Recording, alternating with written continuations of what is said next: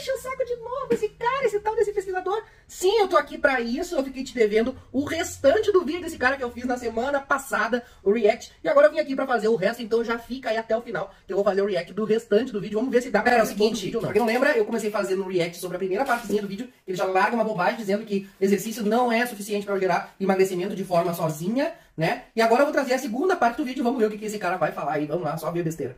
Vamos comparar então correr com caminhar e ver qual deles aí é mais vantajoso para você emagrecer e por que eu escolho caminhar. A razão número 1, muito simples. Caminhar, diferente de correr, caminhar não promove fome para você depois da caminhada, é proporcional à energia que foi gasta durante o exercício. Ou seja, caminhar não estimula a sua fome e por isso torna muito mais...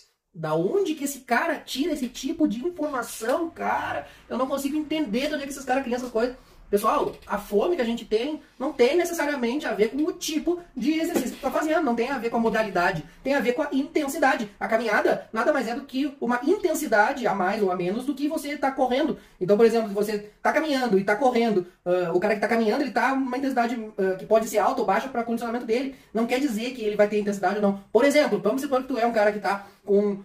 sobrepeso ou obesidade, e aí tu tá sem condicionamento nenhum, tu tá com teu VO2 baixo, ou seja, tu tem baixo aproveitamento do teu oxigênio enquanto tá em exercício, e tu começa a caminhar, vamos dizer, por 4, 5 km por hora. Pra ti pode ser que essa intensidade já seja alta o suficiente pra gerar tal da fome. Enquanto que pra uma pessoa que tá mais magra, dentro do peso, que tá com o VO2 já mais treinado, pra ela caminhar vai ser uma baixa intensidade. E aí, obviamente, vai gerar menos fome.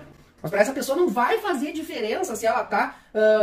com mais ou menos fome, porque ela já é uma pessoa eutrófica e que tá com um treinamento em dia, entende? Então, não é a modalidade que gera mais fome ou menos fome que faz, tu ter menos ou mais fome, é a intensidade do exercício, independente se é exercício aeróbico, exercício de força. É isso que aumenta a tua vontade de comer mais. Por quê? Porque é o gasto energético que tu vai ter ao longo do dia que vai fazer com que tu tenha mais ou menos fome. Não tem nada a ver com a modalidade. Vamos parar de acreditar nessas bobagens.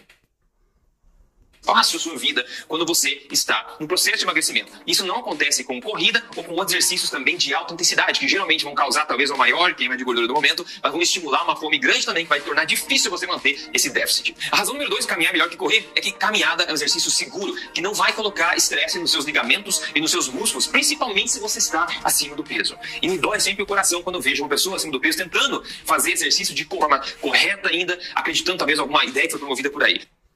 Olha só, aqui nós temos um ponto sensível. De fato, uma pessoa que está com sobrepeso, obesidade, que resolve do nada começar a correr, de fato ela está sob um certo estresse, que talvez a articulação dela não esteja pronta. Agora, o fato é que existem inúmeros estudos mostrando que não existe uma associação necessariamente de correr com desgaste articular. Inclusive, dependendo da sua condição, correr pode até ser um fator protetivo da sua qualidade articular. Então vamos parar com essa bobagem de dizer que correr ou que caminhar é melhor. O que é melhor é aquilo que se adapta ao seu treinamento, ao seu condicionamento. Se você está em condições de caminhar, você vai caminhar. Se você já está em condições de correr, você vai correr. Agora, se você não quer ter impacto nenhum nas articulações, por alguma recomendação médica, alguma situação muito específica, que às vezes existe, o que você vai fazer? Você vai trocar a modalidade para pedalada, para natação, para outra atividade, até para um exercício chamado arm cranking, que é tipo uma bike estacionária que a gente faz com as mãos. Existem vários estudos na literatura mostrando que esse tipo de exercício tem também validade para você ganhar condicionamento cardiovascular e emagrecimento, e também você não precisa ter um impacto nas articulações dos joelhos e dos tornozelos, por exemplo, ou até do quadril e da coluna. Então vamos parar de falar essas bobagens por aí, cara. Caminhar seria um exercício muito mais proveitoso, inteligente e seguro para esse tipo de pessoa. Terceira razão, caminhar não drena os seus estoques de glicogênio muscular. O glicogênio muscular basicamente é um estoque de energia rápida utilizado pelos seus músculos quando você demanda bastante intensidade. Então quando você começa a... Eu queria saber da onde que esse rapaz tira essas informações que caminhar não drena glicogênio muscular, cara. Mais uma vez aqui eu digo que não tem a ver com a modalidade, tem a ver com a intensidade. Outro tipo de associação ou de relação, não vamos dizer essa associação, porque associação é um termo estatístico, tá? Mas é um tipo de relação que existe entre a intensidade do exercício e o seu condicionamento para verificar qual vai ser a base da energia que você vai tirar, qual é o substrato energético que o seu corpo vai usar. Então assim, a gente tem basicamente duas formas aqui para simplificar de o corpo gastar energia, tá? Uma delas é a via aeróbica e a outra é a via anaeróbica, conhecida como glicolítica. E o que quer dizer isso? Quando a gente está na via aeróbica, normalmente nós estamos em exercícios de longa duração e de baixa a moderada intensidade. Por quê? Porque o nosso corpo não consegue manter, né, exceto alguns raros exceções aí, atletas, a gente não consegue manter de forma geral uma alta intensidade num longo espaço de tempo. Ou a gente tem alta intensidade em menor tempo, ou a gente tem essa relação invertida. E quando a gente tem uma alta intensidade com baixo tempo, o nosso corpo não consegue aproveitar o oxigênio de forma mais, vamos dizer assim, mais eficaz. Então o que ele faz? Ele tira essa energia das reservas de glicogênio, que pode ser hepático, ou seja, uma glicose que fica em forma de glicogênio ao redor do fígado, ou também pode ser um glicogênio muscular. E o teu corpo ele vai ter essa preferência pelo glicogênio quando ele precisar de energia de forma rápida. Então não tem a ver com caminhada, corrida, natação, musculação, que tem a ver com a intensidade do teu treinamento. Quanto mais intenso, mais ele vai precisar do glicogênio. Então sim, se você, por exemplo, tá naquela situação que eu falei, de ser uma pessoa obesa, com baixo condicionamento, e resolve fazer uma caminhada, e pra ti essa caminhada já é intensa, pode ser sim que você vai gastar seu glicogênio, e tá tudo bem gastar glicogênio, também faz parte do treinamento, e pode ser muito interessante pra você que tem um acompanhamento profissional de alguém realmente qualificado, e não esses pseudo aí gurus profissionais e que só falam bobagem na internet, sem nenhuma base científica.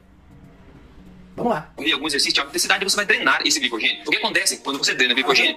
O corpo tá que isso aconteça. E se você quer entender um pouquinho mais sobre como tá que isso aconteça, porque é um exercício de baixa intensidade natural que não vai tender a drenar os seus estoques de glicogênio, então não vai tender a elevar o seu estresse também. E se você quer entender um pouquinho mais sobre como o estresse pode promover a adiposidade e também até catabolizar a sua massa magra, que são coisas que você não quer no emagrecimento, isso aí tem um fundinho de verdade, tá? De fato, você está mais estressado, pode vir a aumentar seu cortisol, e inclusive o treinamento em excesso pode aumentar seu cortisol de forma desordenada, porque o cortisol é o hormônio do estresse, mas é um hormônio do estresse bom. Então, por exemplo, se você treinou, você vai ter cortisol no treinamento, e isso é bom para fazer com que o seu corpo tenha uma adaptação positiva ao treinamento. Não quer dizer que você vai ficar estressado o dia inteiro, quer dizer só que você está numa situação momentânea de estresse que é bom para o nosso corpo. Agora, se isso se torna de fato crônico, ou seja, ao longo de semanas que você está estressado, aí sim pode ser que você tenha uma engorda ou até mesmo uma quebra da massa muscular. Pessoal, esse vídeo vai ficar muito longo se eu for fazer todo ele. Ainda tem mais uns 3 minutos do vídeo desse cara. E eu já falei muito aqui. Então vou fazer o seguinte, ó. Se tu gostou desse vídeo, esmaga o gostei aqui embaixo. Te inscreve no canal. E de preferência, coloca nos comentários se tu quer que eu continue fazendo aqui essa destruição desse rapaz que se diz um guru do emagrecimento. Ou se tu quer que eu vá pra outra pessoa. Eu gostei muito desse formato de react. Tem gente aqui que gostou também nos comentários. Me diz o que tu achou. E até o próximo. Tchau!